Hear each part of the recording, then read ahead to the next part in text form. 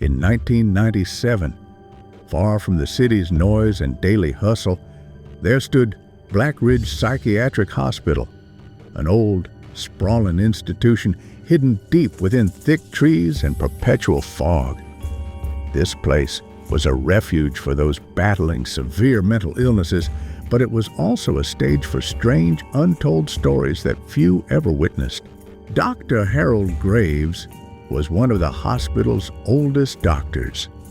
A man in his mid-50s, known for his wisdom and calm demeanor, yet beneath that calm lay dark memories he never shared with anyone.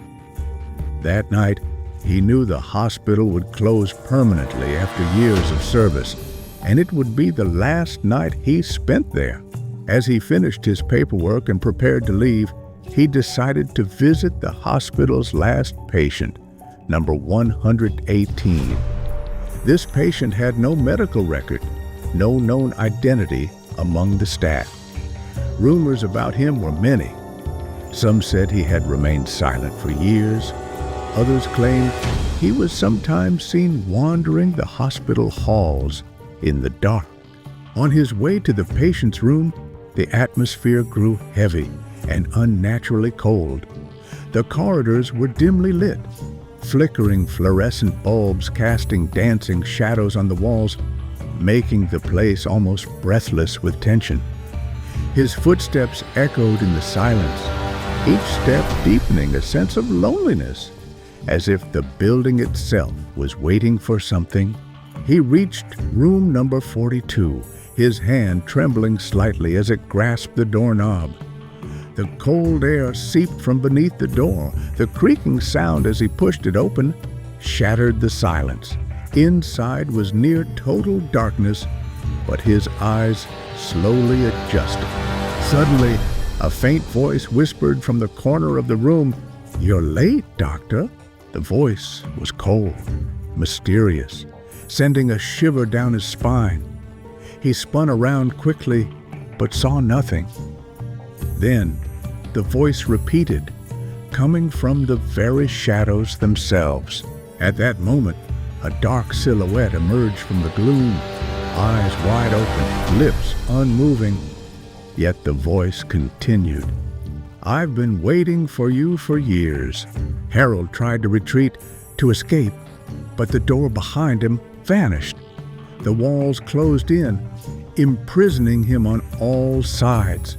His heart pounded violently, the reality around him beginning to crumble. "Don't you remember me?" The voice came again, closer and clearer, heavy with sorrow and buried pain. The shadow slowly approached, and when the dim light revealed its face, Harold was stunned to see his own reflection. The same eyes, the same haunted expression, a mirror of a past he had never truly faced. The shadow said softly, "You locked me in here and left me alone in this dark prison." The room around him began to shift slowly. The crumbling walls turned pristine white.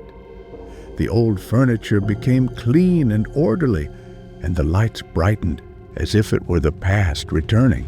He saw himself as a young man, full of ambition, but closing the door hard on a patient screaming, "Let me out! I'm not crazy!" Suddenly, he snapped back to the present, his heart racing uncontrollably, his whole body trembling with fear. He whispered to himself, "This isn't real. I was never the one causing the pain." But the voice returned once more, louder, filled with sorrow. "You forgot me, Harold, but I never forgot you." Then the lights went out completely, plunging the room into total darkness. An overwhelming silence took over. The only sounds left were his heartbeat mingling with the scratch of a pen writing on paper. He found himself sitting at a desk, an old medical file before him labeled Patient 119, Harold Graves. The notes described a severe delusion where the patient believed himself to be a psychiatrist, with total isolation prescribed as the only treatment. He realized then that the story he had feared all his life was his own. And now he was trapped inside Blackridge Hospital forever, a prisoner of his own mind, with no escape.